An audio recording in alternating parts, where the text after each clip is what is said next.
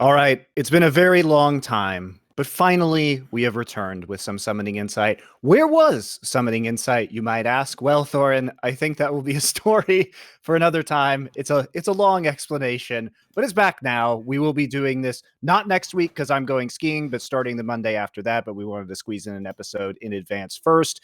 Shouldn't have any issues doing this until the end of the year, or the end of the lull year, as it were. At least we'll have some international lands to talk about this time with MSI coming up.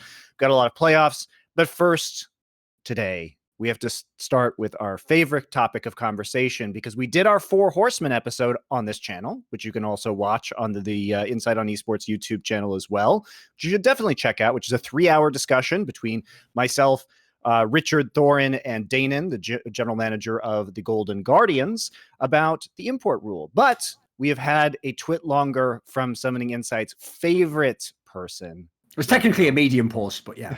Oh, it was a medium post. Just for accuracy, you know, one step above a twit longer, of course. Yes. By the way, as you pointed out years ago, Monty, and he still doesn't get it, you have a fucking website, Reginald. Your whole business is a website, my dude. Take the traffic to the website and take the W. Even if you actually post inane garbage like you did here, you get the hits from it. If we've learned one thing, because listen, I'll give him some credit. I'll break bread with Reginald for 1 second. I've been an idiot like this my whole career as well, and here's why. Because I put all my drama on Twitter when I have a fucking monetized YouTube channel. Yes, I'm an idiot also. Like, I should do like COD and just go straight to the video, but listen, I'm just saying, you know, it's a lot easier to see other people's flaws than your own, Reggie, so I'm just telling you, heads up, put it on solomid.net or whatever. Like, I think a lot of people might read it, you know. So this statement was just hilarious for many reasons, because he's actually been with Riot so long at this point in time that he has turned into Riot. And what I mean by that is, what Riot tends to do is they tend to present, you know, the outcome of something and say, well, this is how it has to be. And you're like, well, why does it have to be that way? And they say, well, it's because of all of these things that we decided on in the past, that even though they may not be applicable anymore, or potentially were bad decisions in the first place, now have forced us arbitrarily and by our own design into this end. And so I got the same exact vibe when I'm reading his post, because it's talking about how they need to open up the import slot because they themselves have created these issues. And by they, I mean TSM and the other North American teams, by not doing things like talent development.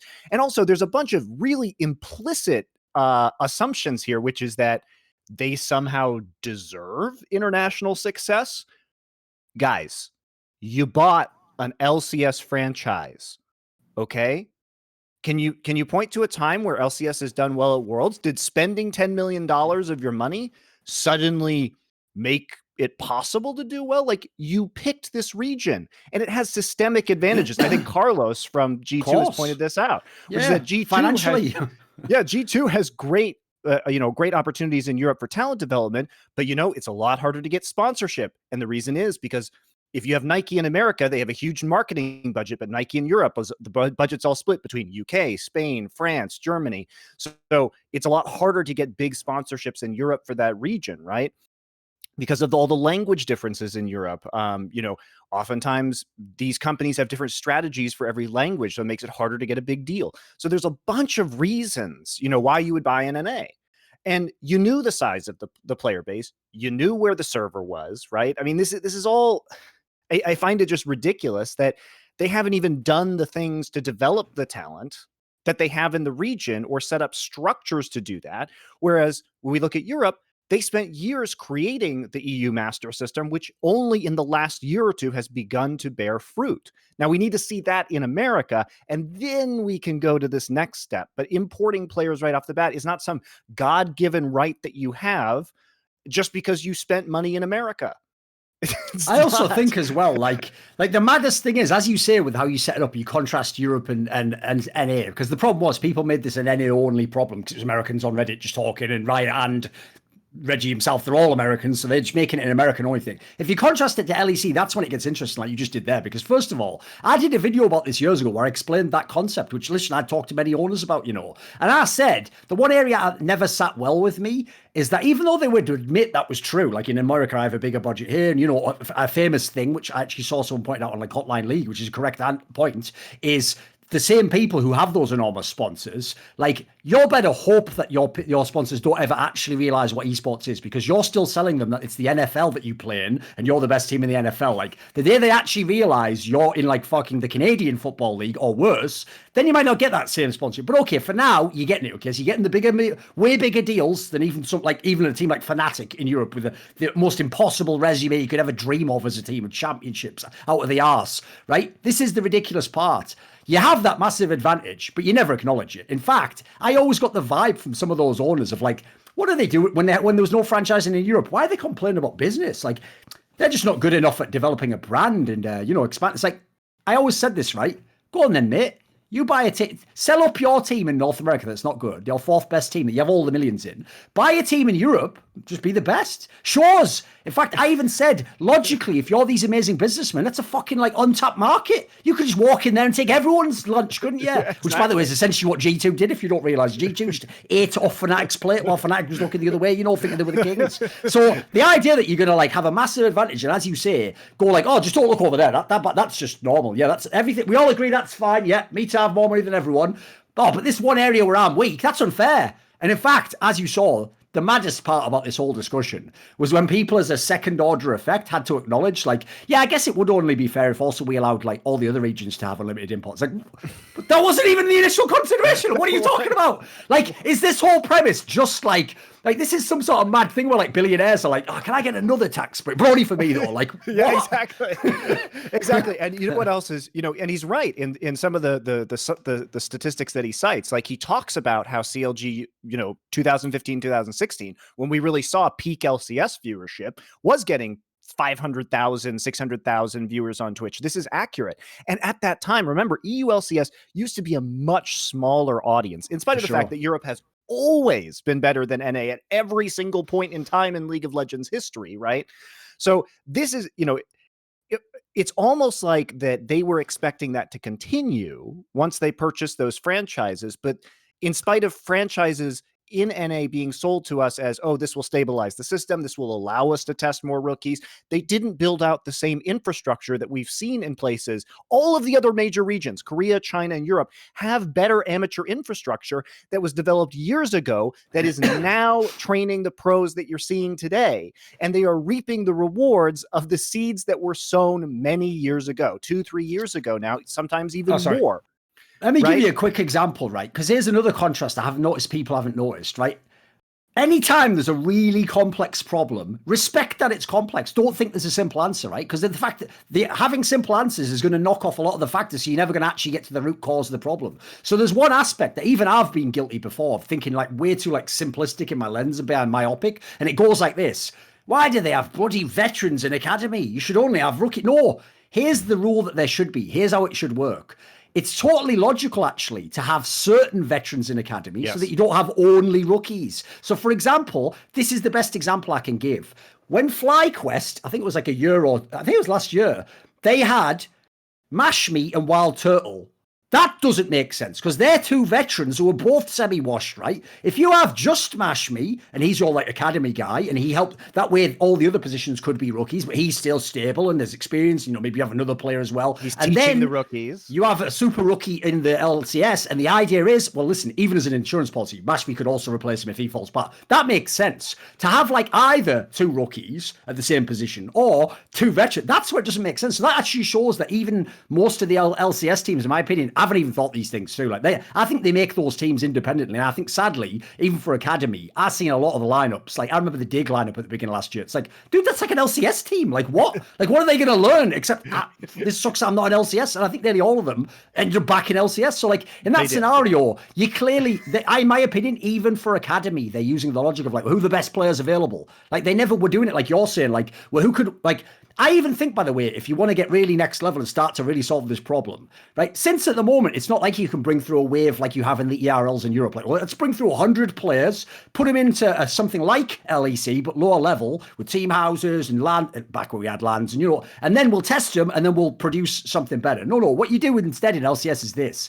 Pick two rookies that you think you could develop. So if you had Fudge and Palafox and you were C9, put the other veterans around those. Put all your coaching staff into those two guys. Work on them, develop that. Then see if they're ready. Like, at the moment, it's all or nothing with these orgs. And in my opinion, like, bearing in mind the one thing you have, you're all Batman, you dumb motherfuckers. You don't have any superpowers. You have unlimited money. So use the money. Use the money. And I know you want to. You're like, yes, Thorin, I'm saying to use the money. I just want to buy Rookie and the Shy, and then all my problems are solved. It's like, no, use the money on the part of the problem. Remember, as you said, Monty, you create the scenario where no Rookie, like Parler Fox, I'm making an example here. Let's say Parler Fox secretly was the NA faker. He can't even bust his way into LCS because there's no promotion match. So unless someone decides he is any faker, he obviously got a spot this year, he can never play in LCS. Doesn't matter how good he is. So he now relies on you to give him a job, right? If you create those problems like Riot did, don't then turn around and go, well, I've also got my hands tied by this. Like, you put those handcuffs on and you can take them off at any moment. Like, it's actually a concept in like conspiracy world called like problem, reaction, solution. It's like the problem exists. Sometimes you create it. The reaction is like, oh, let's fix this. And then you just do the solution you wanted anyway. In this case, like, realistically, Reginald doesn't want to develop any talent. He just wants to be able to buy the best player now and just start winning. But the problem is, as you said at the very beginning, let's reverse engineer it. Why do you deserve that, Reginald? Like, everyone else, by the way, is cool. I don't know if you know this. I even made a joke on my show that just came out now. I'm actually going to, just to be edgy, just as a joke, take the opposite perspective. I believe we should get rid of all imports because I thought this through. The two regions that instantly become way better are Korea and Europe. We go to the top, baby. Exactly. Like, no more Jensen and Bjergsen for you. No more Rookie and the Shy for you, China. Listen, we're cool with just having no imports. Let's just make this nice and easy. Selfishly, right? I want the highest concentration of talent possible in the good regions because I don't want to watch as many of these garbo games, and I don't want a dilution of talent across the entire world. So yeah, selfishly, I would like them just to say, nope, LCS is NA only. Right? By the way, I almost laughed myself out of my fucking chair when it was like, you know, Someday doesn't believe that you should just open the import rules. Like, is he real? Like that's like some guy like, oh, I actually don't believe you should bring in loads of people just like me who might be better at my job than me after I've worked really hard to get to this position. Like, oh, I mean, people just in my position, you know, in general, like, come on, man. Listen, I'll listen to what you're saying someday, but there's an obvious, like, sort of premise going in there, isn't there? There's something baked into the prospect there someday. I don't begrudge you having a job, by the way, you're good at it, but, like, you know, let's just be real here, mate. I did have a giggle at that one as well. And, you know, Someday, to his credit, has committed himself to the LCS, sure. has learned English. English. He deserves it, if anything, yeah. Yeah, he does, for sure. But it is still just a kind of objectively funny to see that headline and to read about that from him. I mean, I just don't get this entire thing because it just reeks of entitlement, right? Just because, like, they're used to having this big viewership. The viewership has gone away, guys. Objectively right now, you can go to ES Charts, which takes account of all of the viewership data across esports, and you can look at it and you can say, LEC has double the average concurrent viewers of LCS. Do you remember what the number was? What does LEC get? Do you know? It was LEC was close to, it was like 290, and LCS was pretty 140. Good. That's pretty good. People don't know. I think, like, I know in like CS sometimes we'll only get like 400k or something. So that's pretty good. That can be like a final. You know, that's a pretty high number. Yeah. So.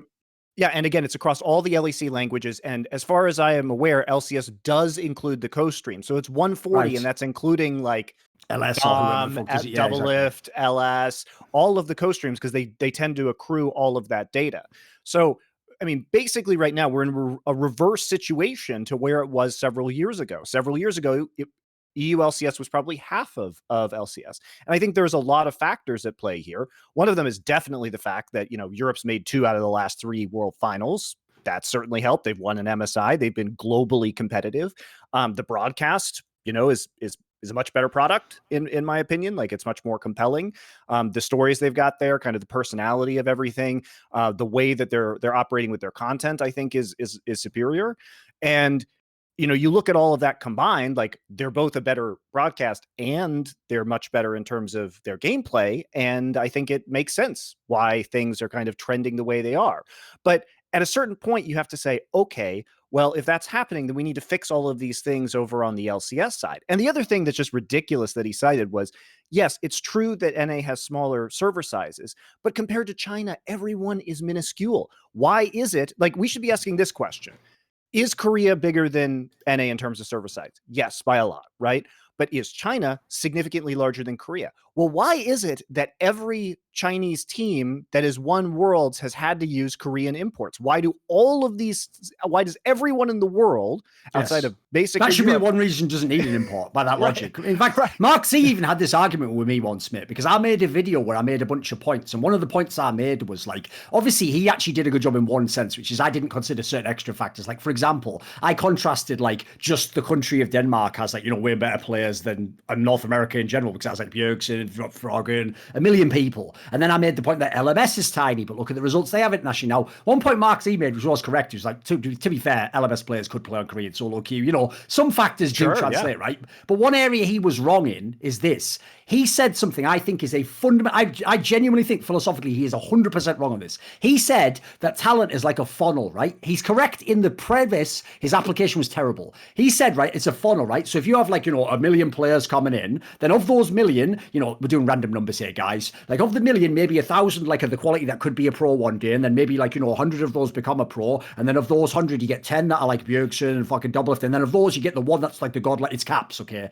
Here's the problem he had. You should have stopped when you went, you get 1,000 people that become a pro. That's correct. That's what LPL shows. LPL shows that if you have more people than everyone, you'll get loads of people who are basic pro level. Don't ever say that any funnel ever at the end spits out a Bjergsen. Because I'll tell you what, whenever you think of like Bjergsen relative to NA, Faker to Korea, like Uzi for China. These are outliers that never have to exist, and they are not evenly distributed throughout any amount. Like you could actually get 1,000 players, and you could get 3 Uzi, or you could have 20 million, you could get 0 Uzi. So as a result, as you say, Monty, logically, if it was just about players playing, and people watching, LPL wouldn't even have an import. By the way, if you don't know something, I'm not going to make a tangent. Chinese people are incredibly nationalistic, and generally, politically, China and Korea are not the biggest fans of each other. So the idea that they want to bring in Koreans actually suggests that Reggie's plan wouldn't even necessarily work. And then I'll put one little side detail in, which is when I saw those numbers, by the way, shout out to Reginald for at least putting the numbers and trying to contrast. He fucked it up completely, but fair enough. He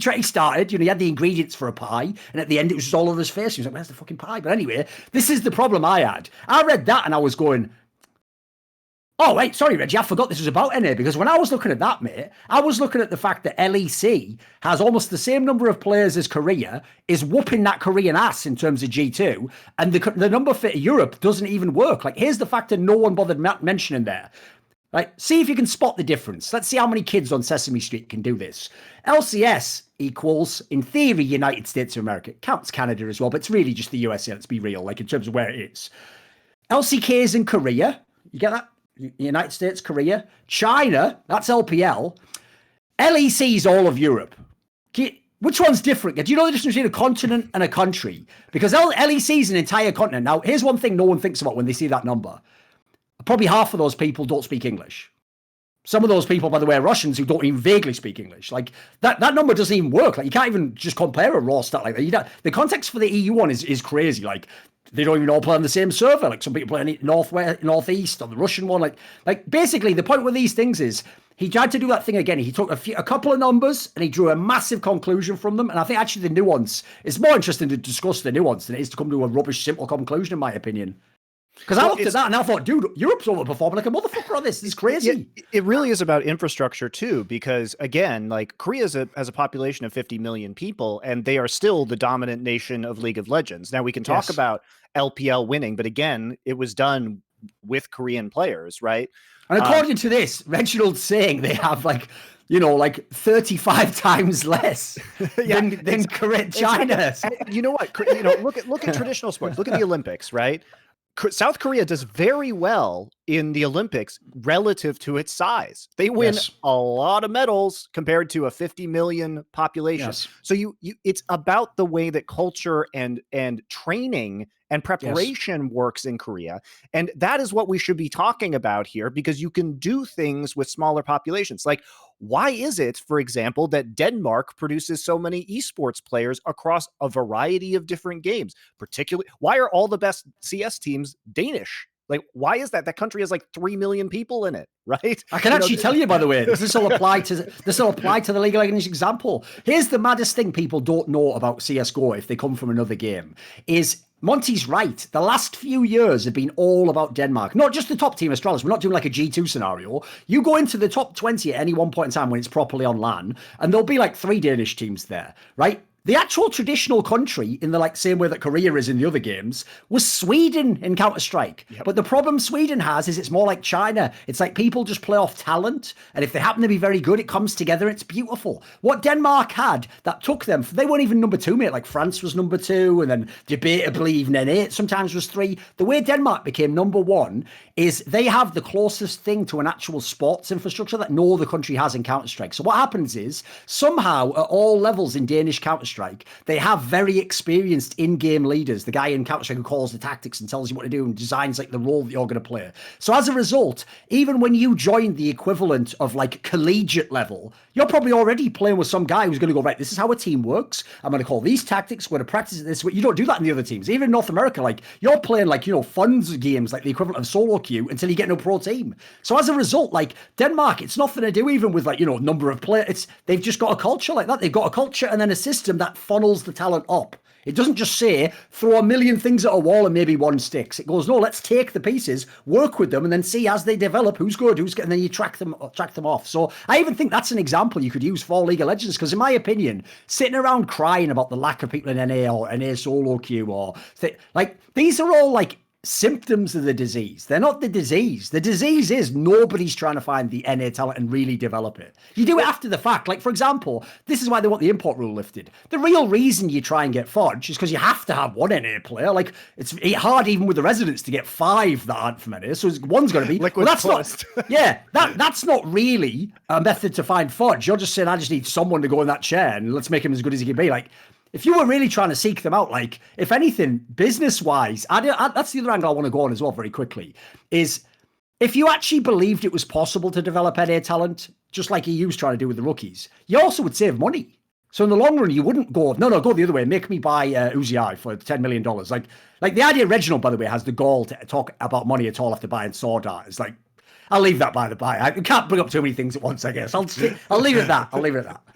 Well, I just find it wild because it's such a band-aid solution to the problem.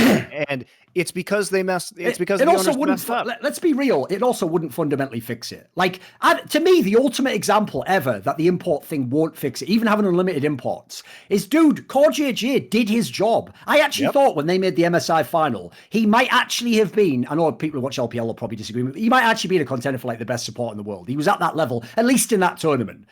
Right? That's like you had, of support, rookie in your region. You're not going to win worlds with it, are you? Like, that's never going to make you win worlds. You can make a valid argument that CoreJJ is still a top 5 player in his role. He's a very good player, yeah.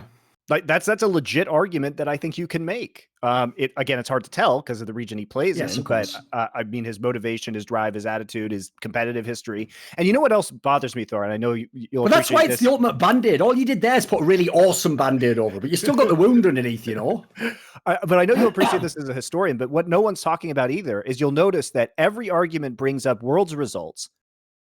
2 of the last 4 MSIs and 2 out of the 5 MSIs overall have had NA teams in the finals. It's 50% of the last 4 years. And I think we can say, had MSI happened last year, Cloud9 probably had a pretty decent shot after their spring run of a deep run. I just realized something sick as well. Reginald is Riot. Here's why. Because in the same way Riot goes, right, design the system to be best of one, and then not much competition. And at the end they go, don't know what we could do. Hands are tied. It's like, you designed that. Reginald, you're the reason they don't have any results at Worlds, you fuck. You're the one who keeps going 0-6 and going like, you're the one who never gets out of groups. How dare you take Team Liquid and Cloud9's results, put them on that sheet, act like they represent you and everyone else, and then go, we've barely had any top 4s at Worlds. Who do you think's to blame for that? You had all the money, all the talent in here. You even took people, by the way, who've made top 4 at Worlds, and then they still can't do it in your org. Like, Reginald, look in the mirror, mate. Look in the mirror. Come on. It's also that the best result at Worlds was with 2 NA rookies from Cloud9, and they had the first best of 5 upset of a Korean team ever for NA guys. So like the way this is even being framed is super disingenuous. There have been, again, 2 out of 5 MSIs and 2 out of the last 4 have had NA teams in the finals. Did they get bodied both times 3-0? They did. That's true. But they got all the way there. There were some very important upsets of world-class teams at MSI and at Worlds, Chinese and Korean rosters. And so it's clear that this is a super disingenuous argument because they're not even looking at these results and they're not even saying, well, what was it about that Cloud9 team that got to top 4 at Worlds? What was it about CLG and Liquid that got them to the finals of MSI? And also, why didn't they institute more broad approaches to talent development when franchising occurred? In which case, by now, years later, 3-4 years later, they could be reaping what they sowed in terms of actually developing and coaching talent for a number of years, starting to scout at a high school level. You could literally hire consultants from traditional sports. America is the best country in the world at training professional athletes and scouting and finding people. That's just true. Like, especially compared to our population size, right? We're competitive with China in terms of the Olympics and medals, oftentimes, beating out China, but China has a population that's 3 times the size of America. Okay. It's like, or 4 times. So it really is like, why haven't we learned anything in the LCS from how other people develop talent in sports in America? Why haven't we set up these structures? And basically saying like, well, our viewership's bad because we do bad at international events. That's on you guys. That's on you, the teams, for not setting up that infrastructure earlier. You are reaping what you sowed, and you don't get to just buy whoever you want in the world and get a systemic advantage because you were too short-sighted to set up these structures. By the way, obviously we need to bring Crumbz on in a sec, but I've got one last point I want to make, and this one's mad as well because this is why I said at the beginning of my answer here, I'm trying not to only look at this as an NA problem, because if you look at it as an NA problem, what I'm about to say will happen. You will sacrifice everything else just to prop up NA. So everyone's cheering Monty. Great news, everyone. Not just Oceanic region, but they're probably going to make all the minor regions not count as an import. Riot spent the last 8 years flexing that they were building up an Oceanic region league, a Brazilian league, a Turkish league. Now you're going to let them all just basically be farmed into LEC or LCS. Let's be real, it's going to be LCS. Like, that is mental. That's like going to someone and going in like literally like a poor village somewhere and going, I'm going to build your village up and one day you'll be like Chicago, and then going, Chicago's really run down, right? Give me all the best workers from that fucking village you've got there. Shut that power plant down. Tell you what, let's take that money back to Chicago. Here we go. Chicago's back, boys. It's like, at what cost? At what cost? What is this? This is just like, listen, American exceptionalism has gone too far on this one particular topic, Look, Thorin, I will say that I'm enjoying this truly, because for so many years we had to put up with the fact that people would watch LCS even though the play was just so bad. And it had such high viewership. And here we are sitting and looking at saying, come on, can we watch some Korean LoL? Can we watch some European LoL? It's just objectively better. And now the viewership is actually supporting that. So in some ways, this is a bit of a celebration. But in spite of that, it's like these people had the LCS owners had such an advantage for so many years. They got viewership for free, despite being garbage. And now that you have done nothing for the region, you have done nothing to set up youth training programs, you have done nothing to create a talent pipeline, and you're just starting it right now. Well, you know what? It's time to wait a few years, LCS. It's time to wait. Do the hard work, do the real work of developing the talent. Stop complaining about the server size. Doesn't matter for Korea. You can still do it. I believe in you. If you do it right and you do it together as a group of teams in coordination with Riot, I think you can actually make this work, but it's going to take some time. So let's see it. You put the money in, and let's actually see those results. Maybe by 2025. In the meantime, I've got one other idea as well. The other idea I have is this: it should, instead of import slots, every team should get 1 year with Huni. And when everyone, after 10 years, because I think he's done like 6 teams or something, after 10 years, then fair's fair. Like at that point, he shouldn't count as an import, and it should just be Hooney that gets passed around to every team. Pass Hooney on the left-hand side, basically. There we go. That's the title of the video. Put it off there. So. I would love to see that. All right, we will bring on Crumbz now. We had to talk about this in advance just because we don't want to draw him into the mind. He actually works for Riot, believe it or not. So yeah, you know. So he'll just be adjacent to he'll be standing next to the minefield. We're gonna take a short break, and when we come back, we'll get Crumbz on.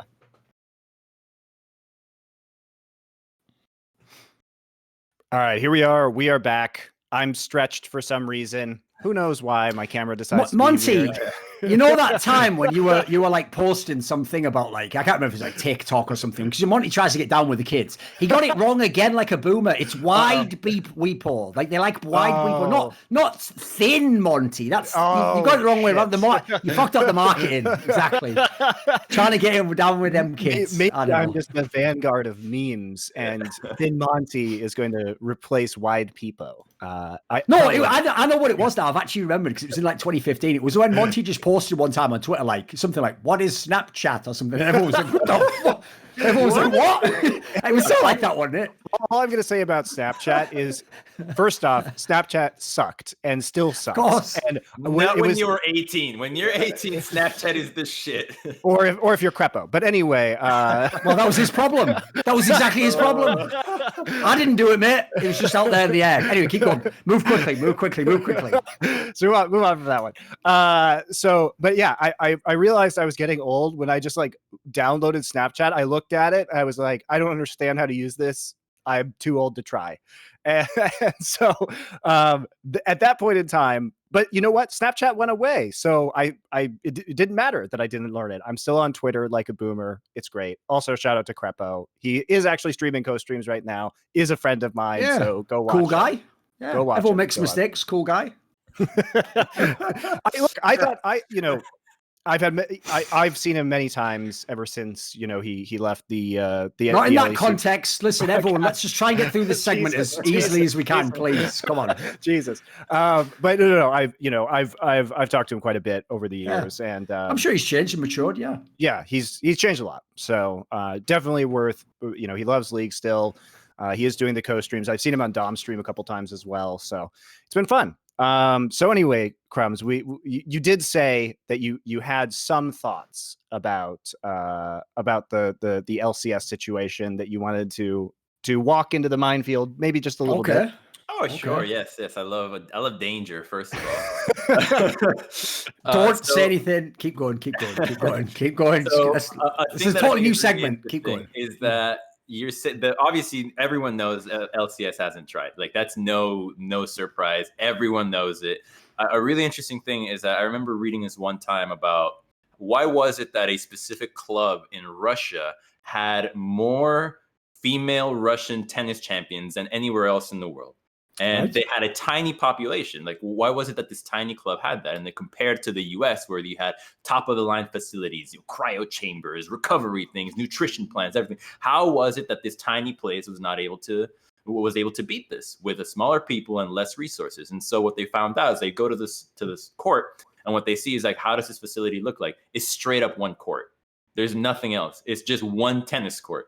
And to me, that it really encapsulates what the problem with the LCS is, in that there is such a divergent focus into what you're actually trying to do. There is no one that's just saying, all right, you're in a room and you're playing. That's all you're doing. You're just practicing. It's like, no, you got to do these obligations. You got to go do this. You got to keep your nutrition, the mental health, and all these other shits. Like, the rest of the world is not operating like that when it comes to achieving the peak of a performance. It's just you play and you're here to play and be the very, very best.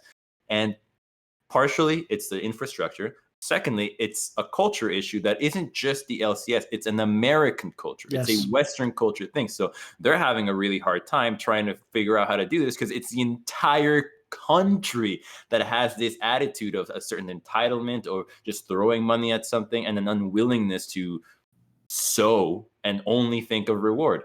So yeah, it's been such a long time. I remember like 2 years ago, I was actually telling Evil Geniuses, like, hey, you guys need to sign Five Fire. He's very young, but I just casted him in an amateur tournament. You got to pick him up. And what they did was they actually picked him up and they played for him. But what they did after was they replaced him with a guy from an import. They just replaced him and they just kicked him right away. And then he never got an opportunity again. And guess what? He just won 3-0 the amateur tournament. And just thinking, like, did you not want to just spend like 4 years helping somebody grow, developing them into an actual prospective talent from North America? But they didn't want that. I think right now, EG has actually gone in that direction with bringing over Peter Dunn and Kelsey Moser, and they actually have decided that this is going to be a good for the thing. future, yeah, for sure. Yeah, so they might actually be sowing things in a few years. But by the way, nobody cared. And also, it you know, we do have to talk about things like TSM is putting money into this, and 100 Thieves Next does exist. And I know Papa Smithy's a friend of mine. Hang on. Empire is saying this. I am incorrect. Giyu was the original starter, and because he was not able to make it, Fire was the replacement. So that is my mistake. By the way, one quick thing I want to say. When you were saying there about culture, in fact, that a comparison to the Russian one, it's like when I was talking about this on Discord with someone, and I explained it very simply in one sentence like this. If as an American, you could give 20% of the possible effort and get 80% of the rewards, a lot of people are only going to give 20%. If as a Korean, you know giving 99% effort still means you will probably fail, you can already see how the parameters are set differently in your brain. That's before anyone pressed the key.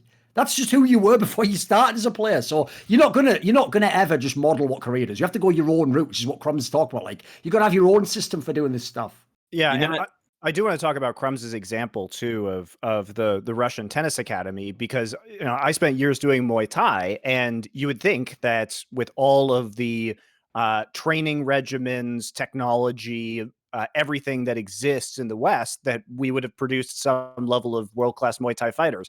But it turns out that you just can't beat the Thai people who start training at 5 years old and who are out there literally kicking banana trees to create microfractures in their shins so that their shins are rock hard. Like when I was training, we'd have instructors come from Thailand, and it was basically impossible for me to kick these guys. It's like kicking a baseball bat, isn't it? They would block my kicks with their shins, and it would destroy me. And I was like, okay, I just can't compete. There's no way I can even remotely compete with these people, because they've been doing it since they were of an age, and their bodies have changed to such a degree that when I started doing this, when I was like 22, I was just done. It was an insurmountable disadvantage. I've got a mad anecdote for you here that'll explain something that it's going to be the most unpopular opinion on the show.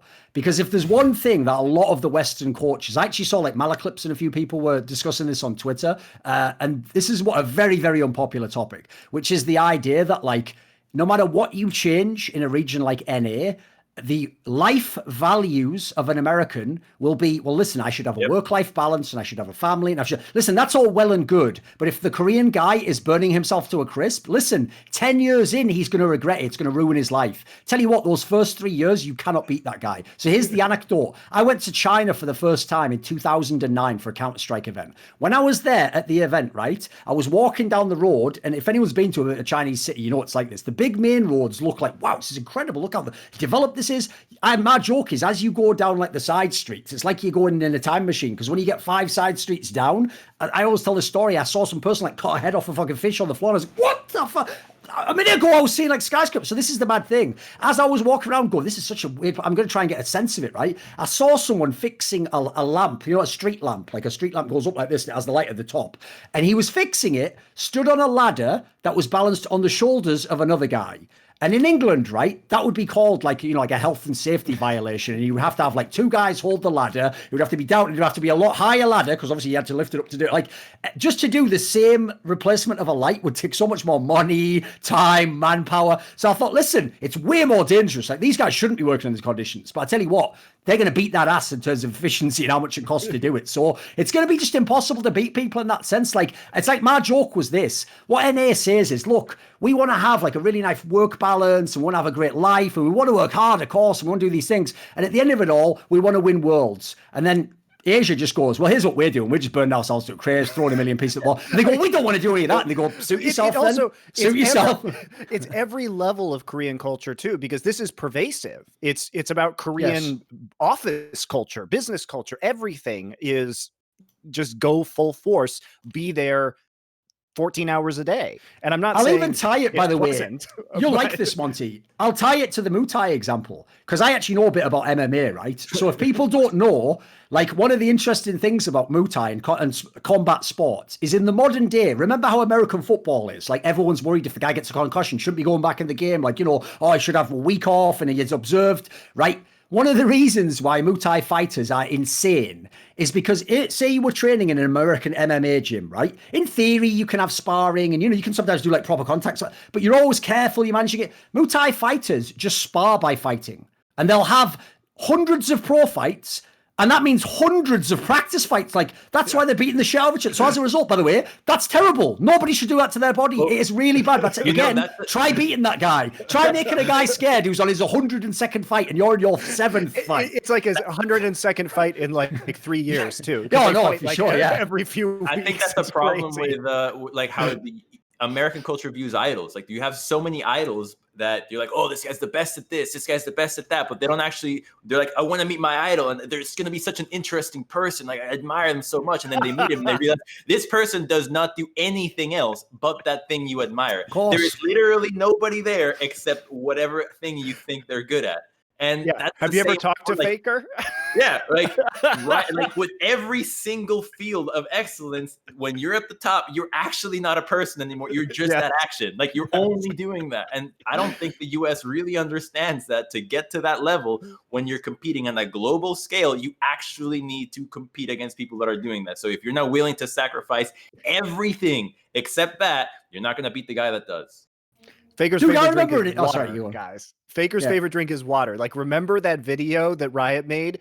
That was like the most interesting non-lol thing that you could find, was like he had a plant and drank water. And if you've talked to Faker, as I have on many occasions, he's an absolutely brilliant at League of Legends. Fascinating to talk to on that subject. Literally anything else, it is very boring, guys. It's very boring. There was actually a StarCraft Brood War player, and we're talking like the beginnings of the 2010s here, who was in Faker's team, T1, called Fantasy, right? He was a very good Terran player. And he once did an interview that was like that, where in the interview they say like, what are your other interests? This is a Korean interview. And he just says at the end, like, I don't have any. And they go, no, but what do you do outside the game though? And he goes, the game is my interest. He goes, if I don't play the game and practice it, I watch the game, I think about it, I talk to it. And then what's mad is this is where I knew, again, culturally, you're never going to like transform from here to there, was I remember seeing some of the comments, the Korean comments translated were like, yeah, as it should be, it's his job. It's like, what? Dude, he's not getting any time off at all. Like, that's sick. That's so sick.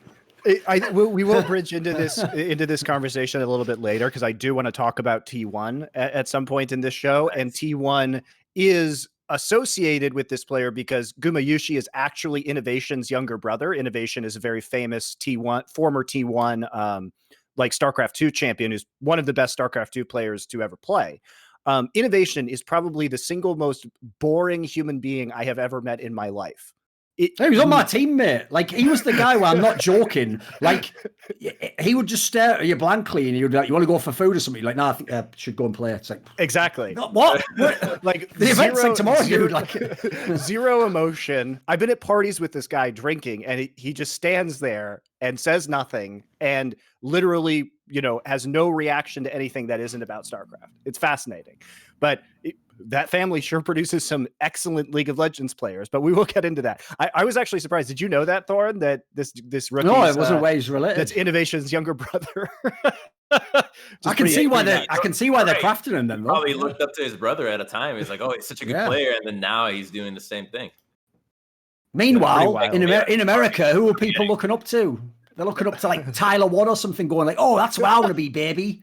So tell you what, all I'll say is this: look, reverse engineer it. What has America produced? Hey, you got some banger streamers. That's a good. You got some straight fire for streamers. Yeah, Tyler one's on T1 as well. That's a good. There you go. In some ways, it's more Tyler One's team than fucking Fakers at this point in time. He gets airtime every day. Faker doesn't. Exactly. Oh my God, that situation. I love that little gnome. Anyway, we can talk about T1 now if you guys want, or we can talk about LCS. I'm happy to go into the T1 one. I think first. Let's get out of the way because this is a spicy one. Come on, we're already there. So I actually was catching up on last night's T1 games this morning before the show, when they got 2-0'd by Fredit Brion. The fact that you have to say it like that, Monty, it can already set the scene. It's bad. It's bad. Yeah. That's not, by the way, that's not like damn one renamed or something, guys. You didn't find out. Like, yes, when he said that mental name that didn't even sound like it's actually his team's name, it sounded like a man just came in. Like, hey, who is Frederick Brion? Like, you know, like, this is the level we're at right now. This is T1, you know, Faker, Boxer, and Frederick Brion. Sounds like a type of cheese. Which by the way, this Frederick Brion team, unsurprisingly, that was fielding like 2 former Jin Air members, looks like the reincarnation of Jin Air, which is like sit there and just wait for objectives and do nothing most of the game. And yet still T1 had no agency. And so obviously the story is, okay, so T1's running this 10-player roster. It's been wild to see kind of the various combinations. But what's so fascinating to me about this iteration of T1 is that this is probably a team that out of almost any other esports team I've ever seen is somehow the least of the sum of all of their parts. Because individually, you look at this team, and you can even look at individual performances. You'd probably say that their weakest position is arguably the jungle, but the top laners have had some really good performances. Closer isn't a bad individual player. Korea was balling out of control last year. One of the best players, for sure, yeah. Fabulous player, right? Yeah. You literally have Teddy on this roster, who's It should be impossible for like the best version of this team not to be good. Gumayushi, this kid is great. Like, as a rookie, I watched this guy, and some of his plays have been absolutely top tier, world-class level mechanical decision-making plays. His team fighting is spectacular most of the time, okay? So how is it that this team is so bad when almost all of their individual parts are actually very good? And I think that's what people are just being brain dead and shitting on Closer. And it's not like, you know, it is silly to kind of have Closer in there when you have Faker on the team, granted, but it's not that really is bringing the team down. It's that together these players are bad. And they're bad because they keep switching them in and out. There isn't any synergy developing. So I wanted to get your guys' take on this because it's been a wild ride. And, you know, unfortunately, T1 is headed in the direction of having a losing season, which is appalling given the level of talent on this. By the way, just a very, very brief message, because if anyone's watched Summon and Insight going back to the old days, you all know that I was the first person in the West to successfully get a message through to Korma, which hurt his feelings, right? I used to take a lot of pride in that. I once did a video where when he subbed like Faker out in that MSI final and then lost the final because he played these. I did a video that was called "Why Korma is Ruining Esports History." That was the title of the video. I remember that one. And then because Monty was working at OGN, it's also a great title, and that's a problem. Like, sorry, mate, that's how clickbait works. So then, obviously, right, people told Korma this, and apparently he was just like, "What the hell? Like, why is he saying that? Like, I won Worlds, I won like twice already." No, also, what you have to know about Korma behind the scenes is like what you guys see of Korma is, you know, very reserved, very polished, very professional. Korma is one of the biggest trash talkers behind the scenes that I have ever encountered in Korea. Like, he is, first off, hilarious, and second off, man, that guy goes off, and like privately, it's very, very amusing. But here was the point I was going to make. He would be very triggered by that. I still do hold that, like, I won't just automatically make you the best coach ever, Korma, because unfortunately you had, like, far and away, at the time at least, maybe now you can make cases for the player, at the time, far and away the best player ever. And I would even say, especially if you look at some of that stuff that Dopa revealed, we're not even just talking the best mid laner. You had, like, the most transcendent player who had, like, a vision of the game that no player has. Like, he was, like, a coach as a player and a shot, like, so in my opinion, definitely you got a bit boosted by the results there. But I will say this, since I've seen Korma leave T1, you were really good, and you were doing some good stuff, man. I have to say that because I look at all the teams you built over the years with different players. Like, it's impossible that it was just fit. So I was using that because basically, if everyone says he's like a fucking 100 out of 100, I was like, look, maybe he's 95 or something. But like, you were 95. Like, I'll give you. You were clearly very good. I'll just give you that, mate. So I think you're actually shocking announcement. Thorin acknowledges Korma may be a good coach. It's the coaches that are the problem. I think I agree. You go into T1 and you're thinking, it surely can't be that this team is like amazing. Like, I got to do something here, right? Like, the coach's job in that team is probably so easy, but you're thinking, I got to earn my paycheck. I got to pretend that I'm doing something. Oh, got to mix it up. Got to find the best combinations. Like, it's already set. You have all the talent you need. You don't need to go any further. But for just an effort in trying to make sure that you're doing something, so many times in so many different fields, somebody's just overworking when everything is already done. So I see that happen a lot with a lot of teams, or at least with T1, just saying that, well, shit, surely this combination can't be, there's got to be something better. There's got to be something more than just developing and putting time with these guys. And so they keep trying to mix and match, but so much often it's just overthinking. They're just thinking too much about it. Just fucking leave Faker in. Just leave Faker in, leave Gumayashi in, and just let them play together for like 2 years and see what happens. For how long did they put Bang and Faker together? When Bang first came out, be like, I don't know about Bang. Like, he's having some trouble. And then, oh my God, play with Bang, right? You got a winning strategy here. Like, there's not enough time given to these players. It happens so often where they're just not willing to go for more than a year, a few weeks, right? You got a player, oh, he ran it down 3 weeks in. Oh, start writing down something about replacing him. Like the best rosters have always stuck together for quite some time, or at least had some pretty good results. You got G2, you have Gambit, you have Cloud9. Like, staying together builds synergy over time and allows you to go through different macro scenarios as a unit. How is that not understood? Yeah, here's the wild thing about T1. You would think that they would be the team that understands this lesson, because at 0 points in time was Bengi ever the best jungler in the world. And exactly, like, Bengi's career is massively overrated by a bunch of fans. The reason why it worked is because of the synergy that he had in their playstyle synergy with Faker, right? So it was a great fit for that team. And because they stuck with Bengi through thick and through thin over so many years, it was able to develop to a point where it was very clear how they were going to play. When you have 10 players that you're just swapping in and out, it becomes very disjointed. Now, I will say that there is some hope, because I've seen this before in other games. In the first season of Overwatch League, there was the London Spitfire that was doing basically the same thing that T1 is doing now, which is that they had the maximum roster size, which is by definition 2 full rosters of players. So they had 12, because Overwatch has 6 players instead of 5.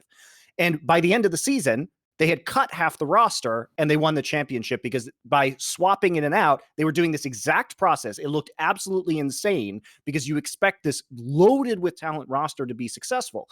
But in doing this, they eventually figured out which players they wanted, what style they wanted to develop, maximized it, and they won the first championship.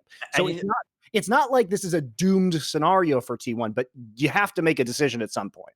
You know, something interesting, coming back to what we were saying about how these guys just devote themselves entirely to the game and do nothing else. You got 10 dudes that only think about League of Legends and playing pro, and you're putting 5 of them on the bench. They're dying. They're dying inside. There's nothing else they know how to do. So they're just withering away. Like, what am I supposed to do? The coach doesn't play me. Am I not good enough? There's nothing else that these players are doing, and you're just taking them away from their livelihood entirely. So, I mean, these teams got so big and they got so much talent. Like, I don't want to give these talents away, right? I got to develop. I got to hoard it all, but maybe make more amateur teams, more lower tier teams. But these teams just want to have so much money, have all the talent that they'd rather hoard it for themselves and make their team worse than the chance of having somebody else have it. Basically, we'll tie the two comments. You have to give 2 players to TSM. If you do that, then that's at least a peace offering towards the other region. What about We Hooney? can start to. Listen, I think Hooney should be the first professional League of Legends player on Mars. That's his future. So I want him to go. Elon Musk, come and pick up Hooney, please. He needs to go with you. Then he can literally be out of this world. So that's enough of that. So whatever. I actually like Hooney, but whatever. But you know what's so crazy about this T1 roster is that this is the same coaching staff from Dom1 that just won a world championship. Yes. Right? Like, what is, coaching is such a mystery in esports, because this is not the Dom1 strategy, right? Why is it so different when you have the same coaches that are just coming off a Worlds win? And again, I am going to give them the benefit of the doubt that they will figure this out in the long run and cut a significant portion of this roster. But it is very weird to see that, the same coaching staff go from Dom1 last year to T1 this year with an entirely different strategy, right? And then have this be the result, because now they're under 500. They have a losing record as of last night. To be fair, though, like that is the only way we know anything about those coaches. Like, obviously, like, they were on that team. Well, exactly. So Yeah, but he used to get flamed when he was on T1 before that. You know, like everyone used to hate that guy. He used to say he was terrible at drafting. Plus, my problem is I've never actually spoken to them in English, so I don't even know what they know about Magic the Gathering, Pokemon, Street Fighter. Like, I don't even know what qualifications they have as a coach, guys. Have they even got their badges in Digimon? I don't know. There's one team that's actually trying something new with coaches in the Dignitas. When they started the season, I don't know if they've changed, but they said they're going with a different coaching style. They're like, we're not having a head coach. It's like the players are kind of coaching themselves. They're going to CSM. You've appropriated KSM's culture. How dare you? Bjergsen and Reginald invented that. How dare you take their tradition without even respecting where it came from? Excuse me, sir. Excuse me. Whatever. Yes, the traditional sporting philosophy of having players coach themselves, a time-honored tradition. I can't. By the way, only Dignitas out of all the teams would have the gall to say that publicly and think that people would think that's an awesome idea. Thorin. It's part of their rebrand. By going back to the old Alien logo, they are trying to recreate the original Dignitas culture that Crumbz was a part of. Right. When he coached himself. I remember they were saying like we need to get a coach, and we were all like, nah, we don't want a coach. We're uncoachable. We can do it ourselves. 1 year later, the team disbanded. But that's we definitely were like, we don't want any coaches, and learned very quickly. Because I mean, at the time, there wasn't anybody that actually qualified to actually do it, but we've learned quickly.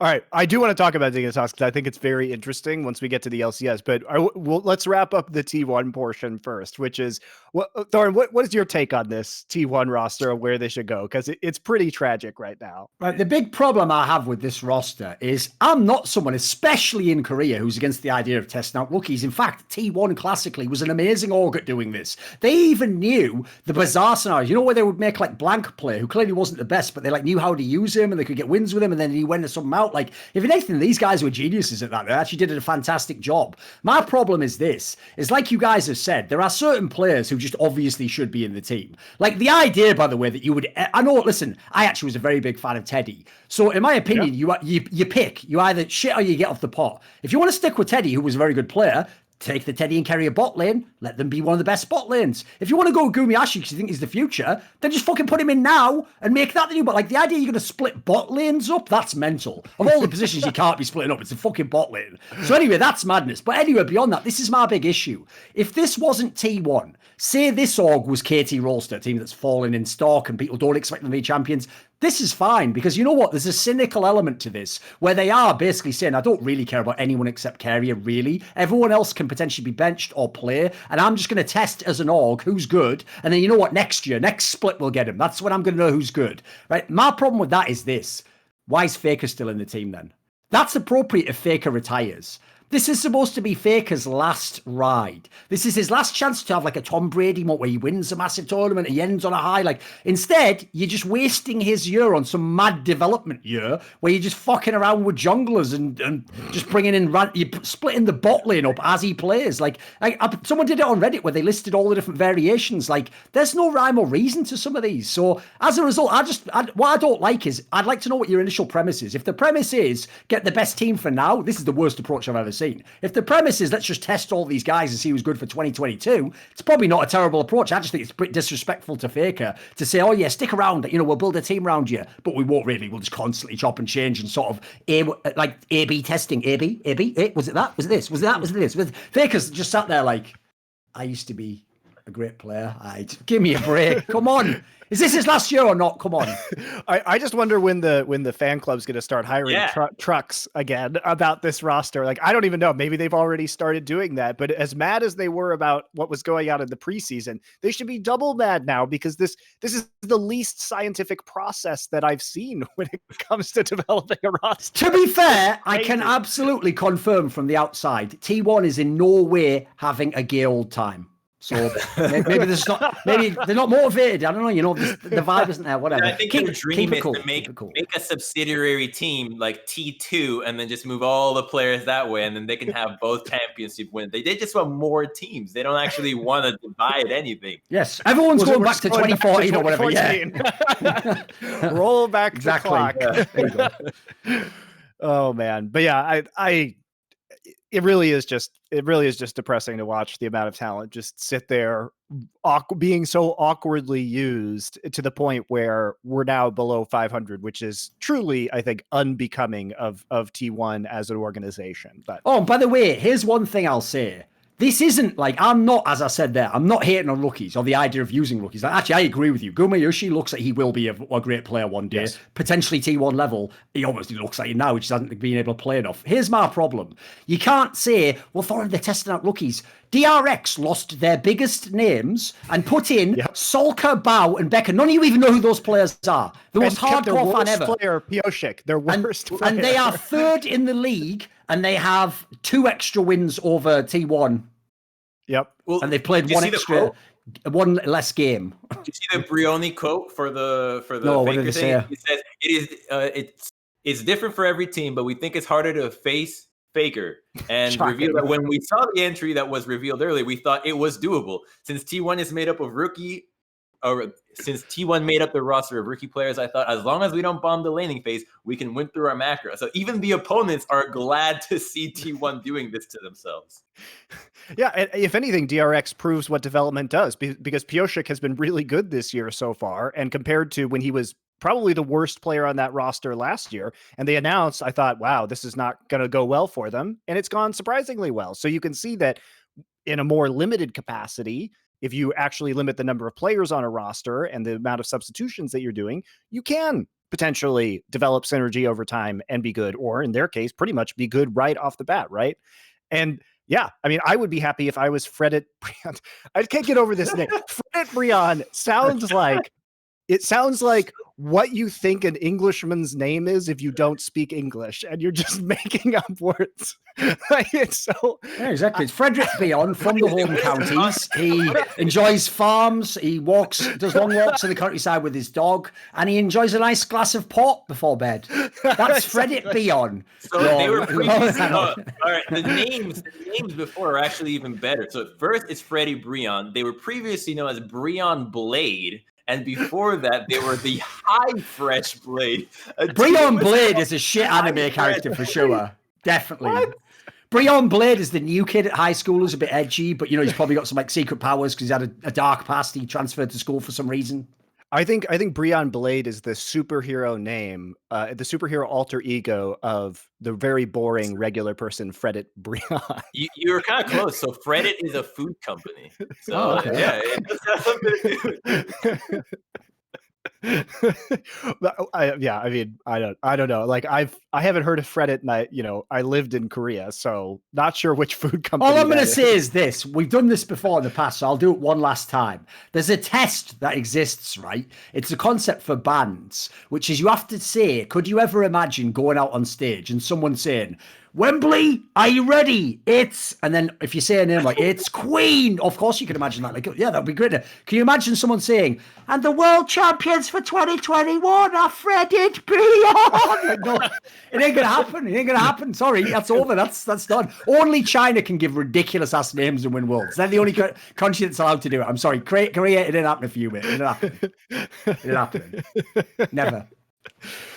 Okay, let's transition. Let's talk about LCS a little bit. So you've been casting some LCS Crumbz, having a grand time in grand old time in the soon to be completely international ecosystem of the LCS, right?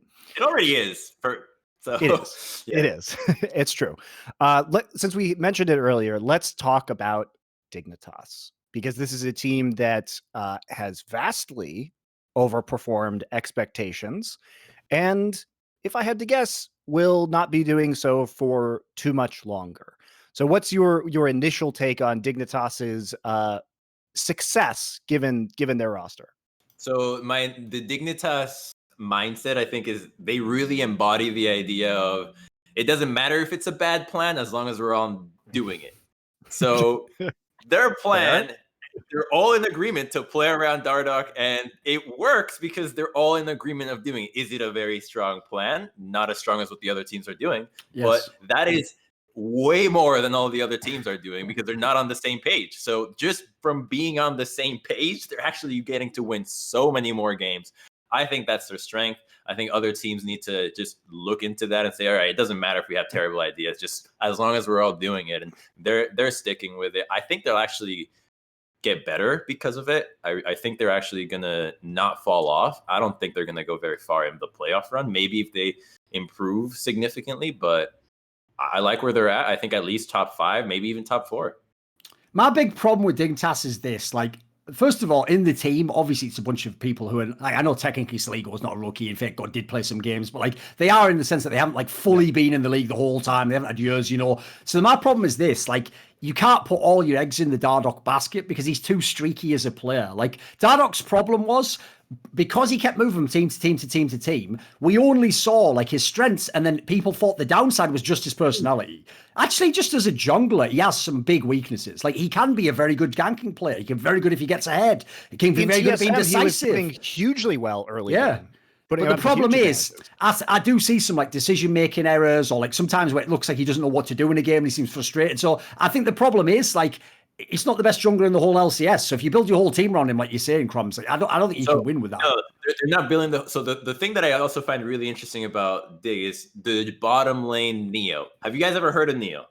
Probably not, right? No. Never heard. I've seen The Matrix. Some foreign player or something, right? No, exactly. This guy was called Asta before. Nobody gave a shit about him. Ah, right. No, he was on academy rosters before, and nobody. Oh, he was on Optic. That's right. Yes, he was on the bad Optic. Yeah. With Dardoch before, nobody cared. The guy renames to Neo, joins the team, and suddenly like, the new rookie talent. Where was this guy this whole time? Right under their noses. Right? Oh, dude, you know what's going to happen now?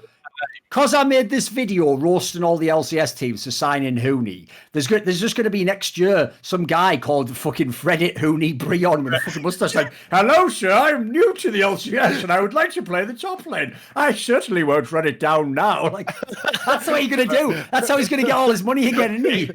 You can't keep getting away with it, Hooney. 2 players have to change names. You got to change the name because then the LCS, they're not looking. They're so blind that rookies, if you change the name, they'll think you might be an import. Dude, I've just realized how T1 wins. Here's how T1 wins. They keep only 5 players, but they lie and make them all rename. So then you think it's the new roster coming in, but it's just Faker. This is the segment I wanted to do that I don't think we can actually do on the show before we get into the studio, but I wanted to do a segment where I go and make a summoner name that pretends to be like some new rookie foreign player and see if I can trick LCS owners into offering me big ass contracts. What's this, 60 minutes or something? This is ridiculous, this plan. No, it's more like dude, it's gonna be like he's gonna walk in there, like it's gonna be like Michael Prindiville from Dignitas walking in. So I'm here to meet this new player, like, you can have a seat over here, sir. Like, what are you doing here, Crumbz? What is this? Shut up. You can just take a seat over here, sir. You were trying to get an import, weren't you? That's exactly it. Crumbz, can you speak to them only in Spanish so that your stock rises? Right. You know, just promise to learn English. Right. I will learn English to communicate with my teammates. I only communicating through pings. That's the only way to do it. This character who we've been tracking for months was sending messages such as, you know, we have Korean barbecue in LA. It's just path running and jumping over a fucking wall. So to go back to Dignitas, I mean, you mentioned some of the kind of performance that Dardoch has had, and yeah, we have been seeing solid performance out of Dardoch. We've seen it in the past, right? It wasn't like the TSM early game when he was on that roster was really strong, and the conversation point was, why can't they convert their big leads in the early game into victories? The other thing, and you talk about Dardoch being a streaky player. Well, the other guy who's on that roster who's been historically very streaky is Aphromoo. Aphromoo will have splits where he is out of, just doing amazingly well, playing out of his mind. And then he'll go back and in my experience of working with him, sometimes he has dips in motivation and he just doesn't do well. And also, I think that what has flown under the radar of a lot of conversations about how League of Legends is working around the world right now is that the meta shifts have made enormous differences in team prospects. And I think it's easier to see this in North America because there was a clean break between the LCS lock-in and what has happened during the LCS Spring Split, where we'll go over a bunch of these teams, but there's a reason why TSM is doing better, and part of it is they've had more synergy. Part of it is we've moved back to a control mage meta where Power of Evil has always been dominant, and that wasn't the case during the lock-in, which explains part of their performance. But if we take a look at Aphromoo, he can play engage supports, which have always been his bread and butter. He has only played 4 champions so far in the Spring Split: Alistair, Blitzcrank, Thresh, which are 3 of his all-time best champions historically, and Tahm Kench. And he's only played 2 games of Tahm Kench. So when you allow him to play Alistair every game, he is a wonderful playmaker. I will say, though, for Aphromoo, I remember hearing last year that he actually really enjoys playing Enchanters. Really enjoys those champions because they allow him. He's all about enablers, right? He wants to enable his bot lane. So as an Enchanter, you can enable somebody very well. So I think that even if it switches back to Enchantress, you'll actually be able to have a good time because they're playing they're playing Seraphine with the Alistar right now. But I think even if it goes back to Enchanters, I think he'll actually still be fine. And I think the conversation that you're mentioning about how the meta shift is also part of the fact that when you are just mechanically inferior, or you don't want to be like Gumayashi or closer on your rally, just play support.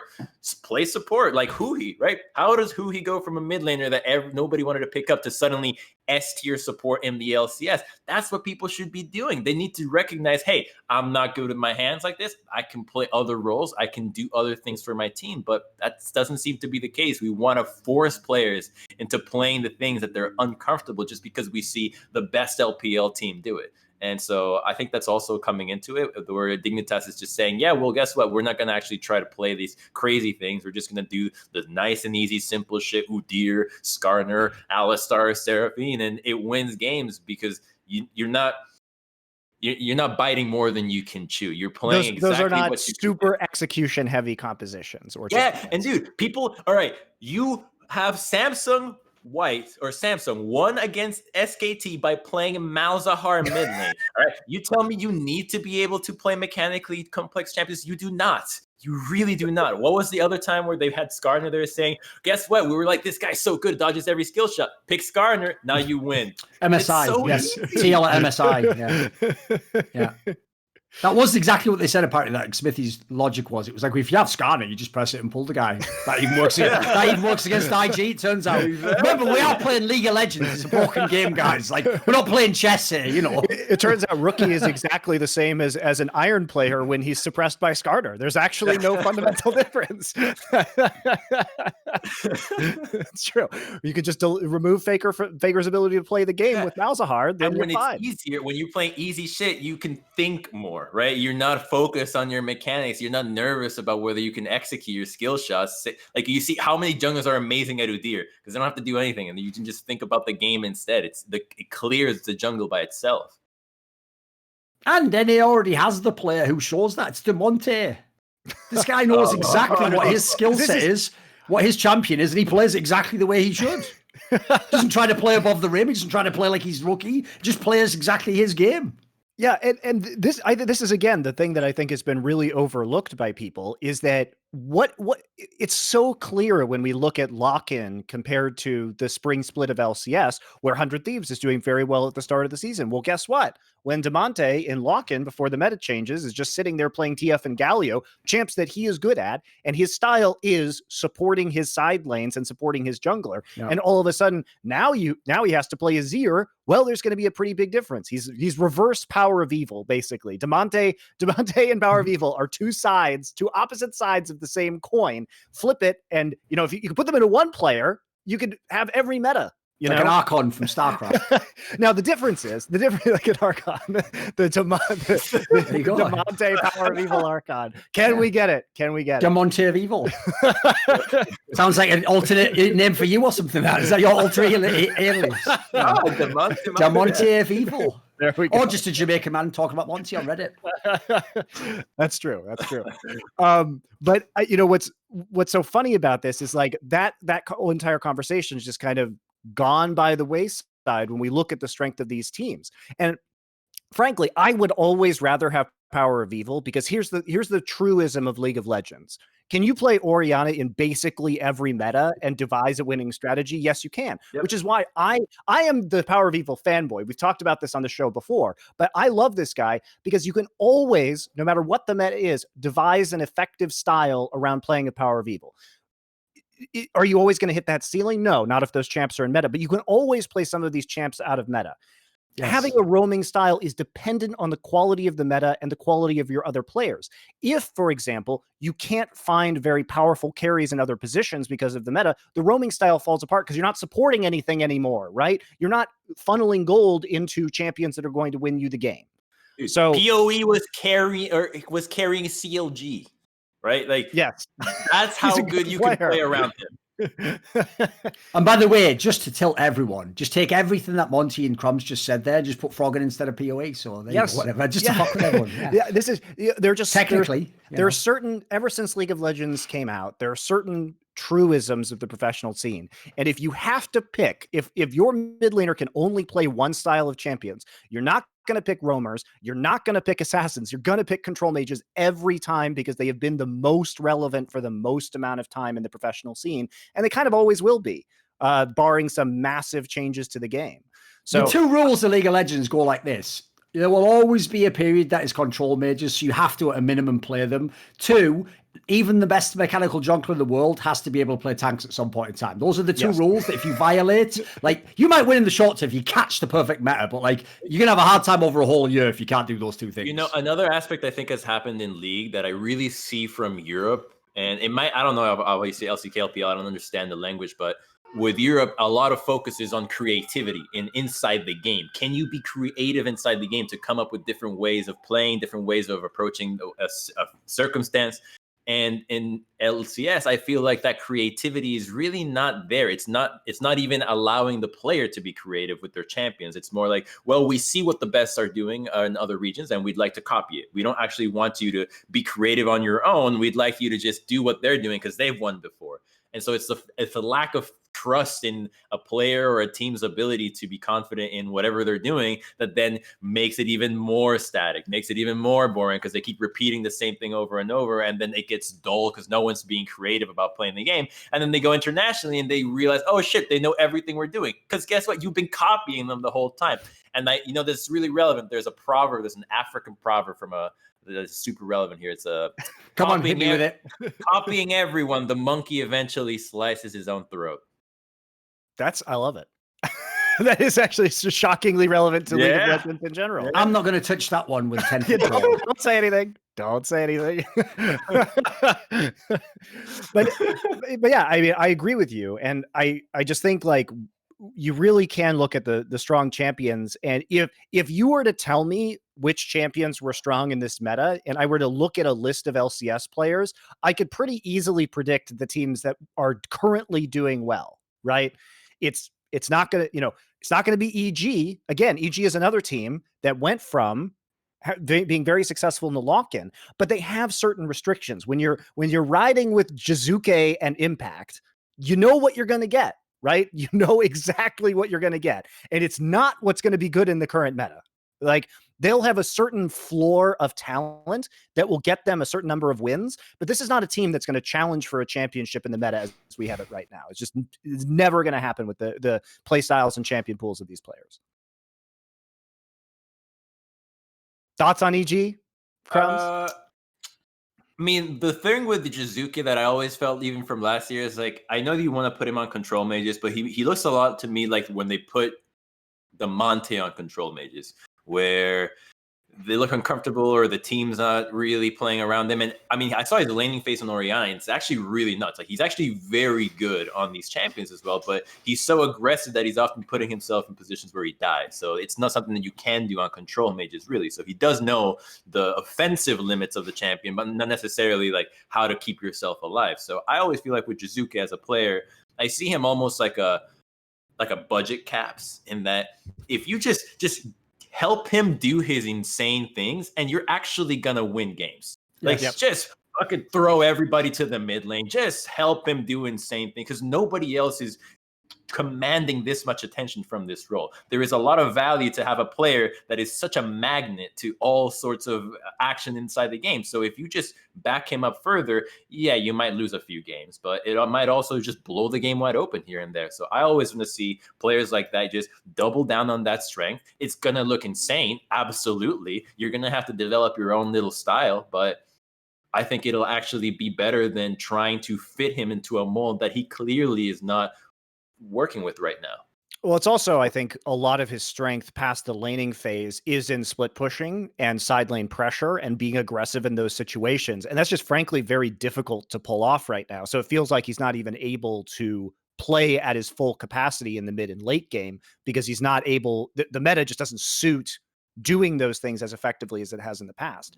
And I think that's what's interesting to me about the development of League is that split pushing is, ever since the elemental drakes got introduced, split pushing is just simply less effective than it was previous to that because you can't just ignore Drake like you could previously and have an easier time winning the game. Sure, the gold was there, right? You'd be giving up gold, but if you were trading like a tower for the Drake, then there's some level of equivalency, or you're trading pressure for the Drake. Now, if you just give up soul, you're just screwed, right? Then all of a sudden you are, in many instances, losing the 1v1 in the split push in the side lane, and you're not trading anything. So it feels like there's always like a timer of how long you can split push before the enemy team takes the Drake soul, right? And so I think in general, there is less dimension to macro play now, and split pushing is a harder thing to execute on as a team, and a more difficult and less certain win condition than it had before the elemental drakes were introduced. By the way, just to pick up on what you were saying before, like basically, I'll echo the sentiment. I'll tie it together like this.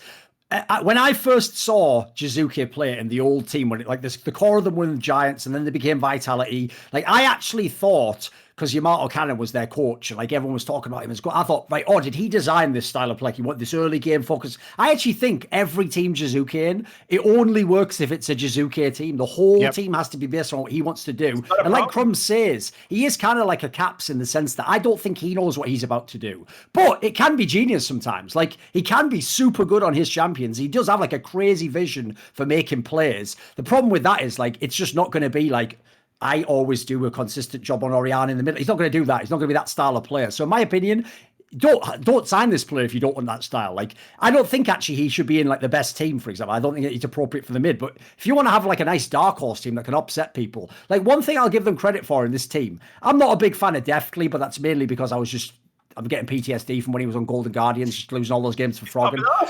But he's had some good games this split. He's getting in shape. Impact's always going to deliver. I actually think the team is very well put together. Like, look at the combination of styles they have. So you have the madness of Jizuke, so you get the most stable top laner the region's ever had. You brush him up. You get Svenskeren, who likes to play maybe a little bit of a slow game, more of a team-based game. So you have Ignar as the support. He's the other side with crazy playmaking. Like, I actually think the team is very well composed. That's why even though if you look at the players, they shouldn't be the number one team in LCS. They can beat anyone in the league, though, in theory. Like, they can also lose to everyone, but they cannot beat everyone as well. I agree with you. I just see the team as very, their fortunes are very meta dependent in my mind, which makes it, if you hit the right meta at the right time, certainly they could, could we say that EG can win LCS? Yes, if the patches go their way, right? But if they have to play Azir and then only like Enchanter supports, I'd just pack it up already, boys. Start looking for next year, I just give that up at that point. I don't like the meta could shift in their entire direction. How do you beat C9? I am not seeing that one. Let's talk about Cloud9 then, because out of all of the rest of the teams in the LCS, when we've seen very different performances from almost everybody in lock-in compared to Spring Split, C9 has been the one constant where they have remained a top team. They haven't taken a dive like Liquid or, potentially EG, right? They haven't seen the same explosive growth that teams like TSM have and Dignitas have based on kind of the change in the meta and development of synergy over time. But Cloud9, they at least appear to me to be more meta-proof than many of these other teams. Although I will say that I was skeptical with the jungle changes, whether they would continue to be as strong, because so much of Blabber's career has been heavy farming on junglers and having a very strong presence in the game. But it really obviously hasn't affected them very much. He's still playing a very nerfed Olaf to extreme effectiveness. Perkz seems to be integrating with the team. My concern about Cloud9 was really that the way they played last year was so much about take every fight that Blabber wants to take on the map, and it's Niski's job to walk to Blabber to fight for every fucking scuttle crab on the map to invade their jungle. And Perkz just isn't going to do that, right? You need to, there's not going to be, this is Blabber's team, this is Blabber's game. Perkz is going to demand more of that attention. And it was, I think, the adjustment to that has been good to see from Cloud9. And that was only my major question of this roster coming together. I feel like Blabber is entirely meta-proof. I mean, he's been able to play tanks before, right? He'll be able to play Sejuani just fine. And I think part of what makes him actually so much better is that, and I have to look into every single individual game and time it, but when I remember on the nines, he was saying that the strength he has is he just clears the camps faster. Like, he's just mechanically better at clearing each camp, like stacking them together. That'll help you. It sounds that will silly, help. right? It sounds like a tiny area, but like you do that, you get to the gank 3 seconds before. Yes. You get to the crab 3 seconds before. Guess what? You take those 3 seconds. Now you get to the other thing 3 seconds faster, and it snowballs entirely. So I think that's an aspect of his gameplay that is giant that other junglers aren't necessarily thinking about. At least I see often junglers like, oh, how do I gank? How do I work for my lanes? It's not so much like, how do I actually just clear the jungle faster so that I can have more time on the map? It sounds Crumbz. dumb. I'm not saying Crumbz, because we've all played solo queue, that all the good junglers are virgins, but the best junglers are the ones that can always come first. Well done. Whatever. Anyway, hey, you can come first and not be a virgin. That's right. It was just a joke. Crumbz. I've never experienced that personally. Defending all the premature ejaculators out there. Exactly. He's defending your honor. What little of it you have. Yeah. I'm fighting for you. So I agree, and it does sound dumb that that is such a big deal that you say that, Crumbz, but it truly is, and there is an art to even clearing things slightly faster, and also ending the clear with slightly more HP can be extremely impactful. Sure. Especially in a meta where we're looking at what is effectively full clearing constantly, right? So that when you're constantly clearing, this starts to add up into like 2 level advantages at sometimes, right? If you are actually pathing properly, and it is a less gank heavy meta where you're showing up for specific objectives. And if you can be a level up, if you can be, a few hundred gold up, it makes a massive, massive difference. If you can be there early to set up for a dragon play because you finished your clear slightly faster and can get the vision and presence down on the objective. And a lot of this is just the way that you're kind of pulling camps in the jungle, the way that you're kind of smoothly transitioning from camp to camp, which minions you're killing first, the exact sequencing on a lot of these camps, depending on the champion that you're running, the efficiency of using your abilities and which order they need to go in. It's actually fascinating. I mean, dude, just last week, Blabber is such a Chad on jungling. He goes as Olaf into the mid lane, gets the Monte to hit him, so he's lower HP, so he can go into the jungle as lower HP Olaf and clear faster, stacking camps. Like, he's thinking of so many ways to be faster than your opponent. Like, this is what you do in solo queue when you don't think your opponent is anything, when you think you're just so much better. He's doing this in the LCS against 100 Thieves, who's a top team. So no one else is really trying this thing. I'm going to look to see how many Olafs are actually stacking these camps and moving constantly, because it is a huge deal. I think once you mentioned that you have to constantly be cycling the jungle camps, it really gets to add up to like eventually like a minute's worth of time once you go through certain rotations. Yeah.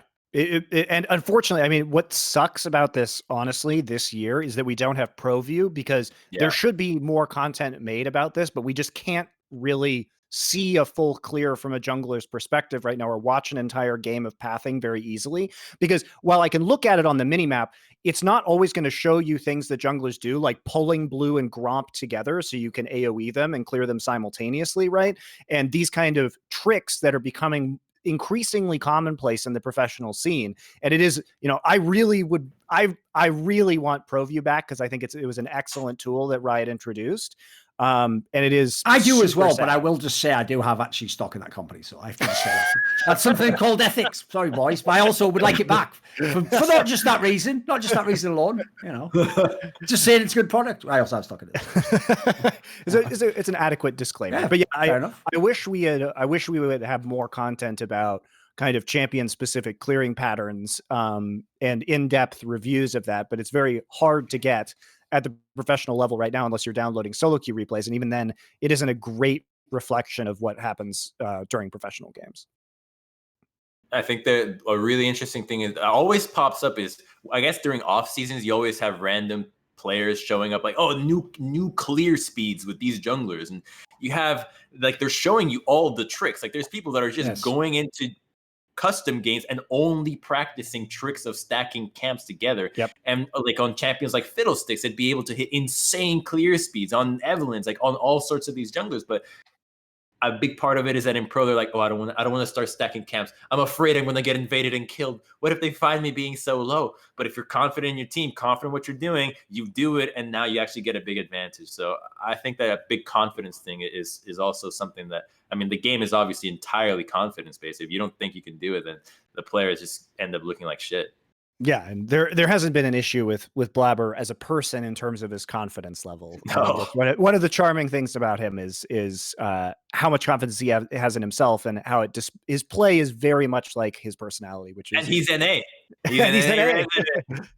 He's also, based on what I heard, he's like the only player as well. But you know, one of the nightmares if you're a coach is the player who in scrims is doing all the ridiculous limit testing 24/7, like, and then you're like, come on, man, you wouldn't do that on stage. Like, apparently he just does all the same stuff in scrims. He's just getting like a million kills in the first 5 minutes or whatever, and like the scrim's over. Like, apparently he just does what he does on LCS just in scrims, by the way, guys. So like, that's even how he's practicing. Scrims, yes. You know? His win rate is insane. I think he's in over 80% win rate in all-time LCS games right now. I have to check, but last year it was definitely like in the 80% plus, which is all-time high.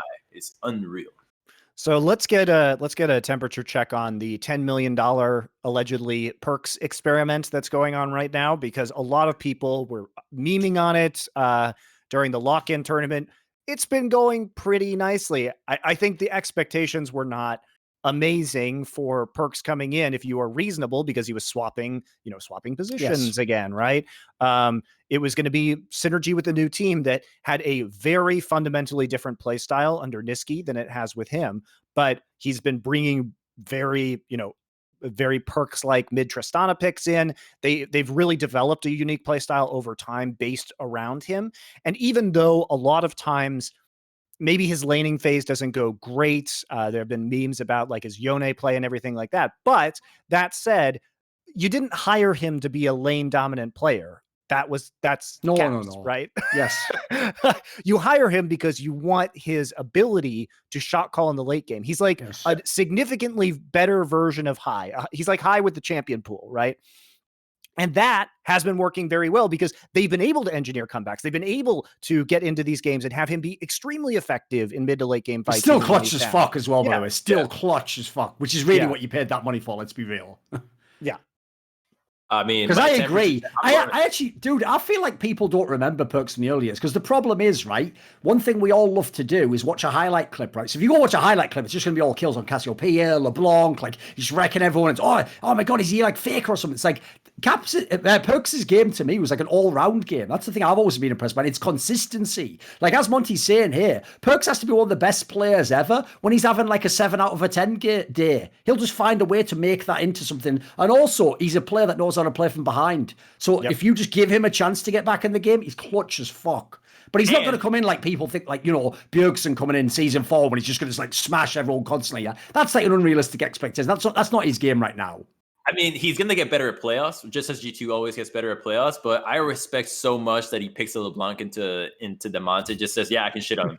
That was great. Yes. Does it. Like, just being able to do that is so much for the league when it comes to just excitement, just as a storyline. Hey, you got a player that's actually saying, I'm going to trash you and I can do it, and style on you constantly. Waiting in the brush in the top lane, killing him again. Like, these kinds of plays are just him having his way with the league, which I think is really positive. That's what you pay for. You want this guy to just have a grand old time, and paired with Blabber, it's just really, really scary, honestly. The only problem is, though, was so filthy too. Like, come on, Perkz, we're right in a moment. Read the room. The tone of the scene right now is like, look, we need to develop this NA talent. He's like, oh, nice NA mid laner you have there. Would be a shame if something happened to him. Like, I will just embarrass him completely. Oh, he was actually nothing. Like, dude, come on. He built Najai's first that game. Like, imagine that's gangster. Yeah. Imagine being DeMonte. That was metaphorical and literal. He was literally stealing NA souls. That's what this motherfucker, and stacking them. That's what he's doing right now, boys. Imagine being that game and being DeMonte, and like you see him recall, and then you just like watch him walk back into lane. He's like, oh, you just like press tab. I wonder what Perkz. Oh, he has a soul steal. You're like, shit. What does that do to you mentally? And then he's like, would you like to play a game? Just types that in World Sales. But that's what I love about games in the first place. Yeah. That trash talk, like not yes, the of trash course. talk like outside the game, the trash talk in the game. So when like, you send a message, yes, exactly. So like he's actually sending messages in the game, which is way more than many other players do. So I love watching Perkz play because he's actually telling you I'm better than you and showing it. And to go back to the LEC versus LCS kind of viewership debate, I think that was some of the charm of the LEC over the last few years, is how much trash talk has been going on between the players, these rivalries that have developed. And if you go back and you look at TSM versus CLG, part of the rivalry that was so exciting was these people genuinely disliked each other, and it was exciting to watch them play because of the trash talk. The problem with LCS is that what we had in terms of rivalry several years ago has gone to, what are the rivalries now in LCS? They're boring. They're so boring. Like, okay, you could say Cloud9 versus Team Liquid, but there's no spice there. You know, there's not. TSM against themselves. Right? It's like Thorin and me versus TSM. Right. Is probably like the best rivalry in LCS esports. Right. And I tell you what, they lost that fucking one too. We battered them. We were like the Koreans or something. Do you remember the golden days when Darian was buying Zanyas on Renekton? Like, it's these kinds of things inside the game that just made it so good. So the Magi is the closest we can get back to that. Like, that is the closest we can get to the thing, because you can't even do that anymore, right? I mean, you can get fined for buying something that is. Yeah, let's be real. The best rivalry, because bear in mind, Cloud9 FlyQuest was a garbage rivalry. The best rivalry last year was me and Monty versus Lena. That was it. And none of us are even directly involved in the LCS, right? Oh. Well, I just think it's so funny because, like, we've had to invent rivalries to keep LCS interesting, like TSM versus us, or LS inventing the shopkeeper versus LCS players. Like, pretty good. Boris versus LCS pros was maybe the most exciting LCS rivalry of 2020. And it's on the teams too to bring back that magic that was TSM CLG. What I loved about that was there was a fundamental philosophical difference between TSM versus CLG that they were evil. Right? CLG were good. Exactly. You know? Obviously, good doesn't in real life always, triumph against evil. Usually, evil wins. But in the way that they don't even get to enjoy it either, because in the end of the day, they're evil. So, who wins? The teams just don't interact that much against each other. Like, they're just like all little islands, like trying to do their own thing which personally I don't like. I would like to see more collaborative efforts between teams, but they're just like, I guess, shy. I don't know. They don't want to be involved with each other. Like, if anything, I'd want share strategy, share everything.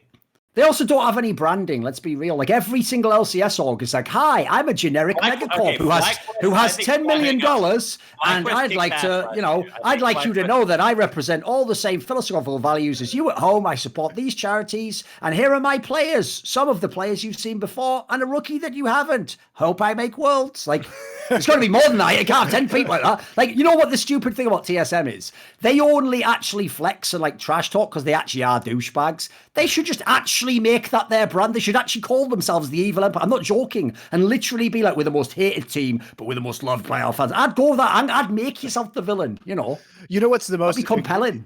Egregious. We literally have a team called Evil Geniuses that historically has had players like Idra and Huck, and has been in terms of esports history, one of the most entertaining trash talk teams in esports history of all time. And they aren't even leaning into that. Your name is Evil Geniuses. Do something fucking evil. Stop making like charitable donations. What are you doing? What are you doing? Seriously, what are you doing? You, if anything, history of this. Pay for like an orphanage to be like shut down. You know, actually foreclose on an orphanage and then put hashtag live evil. Just do it. There you go. And then take that money and buy an even better import, and then be like, fuck y'all. You know, like, listen, I don't know where I'm going with this theory, but it's something there. But I mean, it is. But hang on, you guys didn't like what FlyQuest like. I mean, it wasn't evil, but I think that was actually a positive thing compared to where they started with the Snickers. I think that was a really good. Oh, right. I see what you mean. If I'm FlyQuest and my name is FlyQuest, yeah, which is just fucking tragic in and of itself. Just how do you even come up with that name? That does sound like a children's educational like Nintendo game. It sounds like what a 12-year-old would create a professional video game team to be called, because it's like his two favorite things.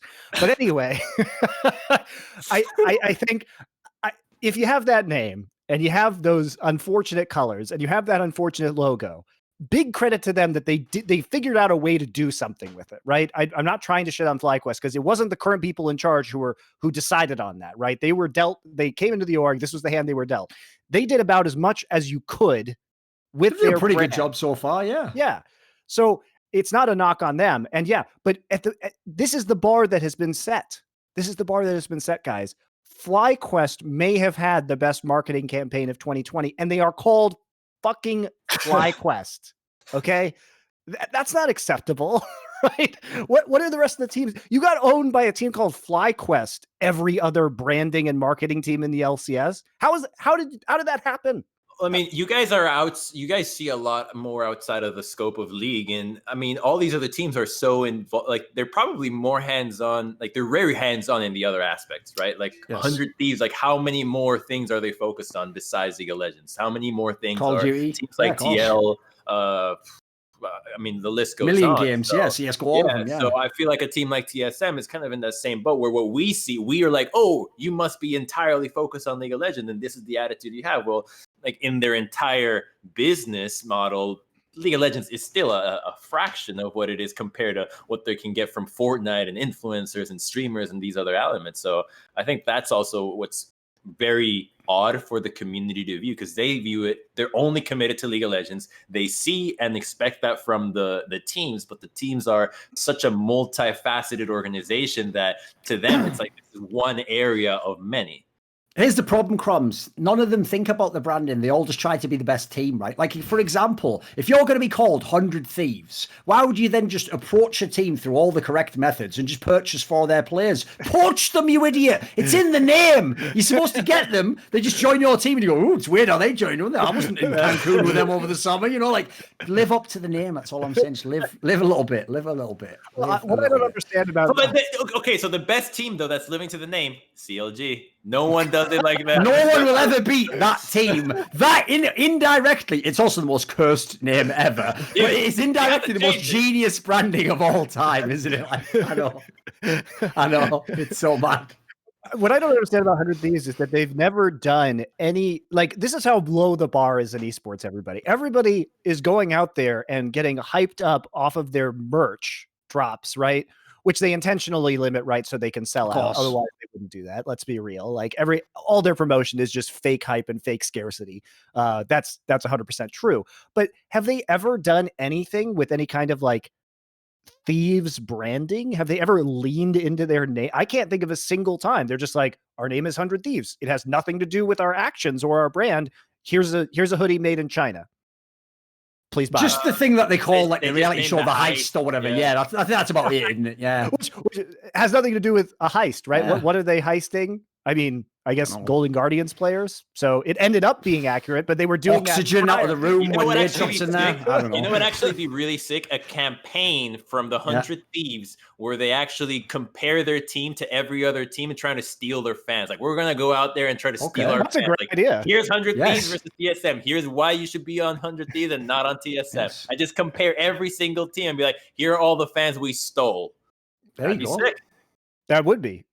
I agree. You could create an entire campaign around that. But yeah, it's I don't get it. I mean, the branding overall is Liquid's entire, like, I don't even know what Liquid is doing. Okay, first off, their entire brand is just winning and spending money, which that's not how you build a brand, because you have to keep doing those things in order to be relevant. Not a brand, actually, is it? I know, yeah.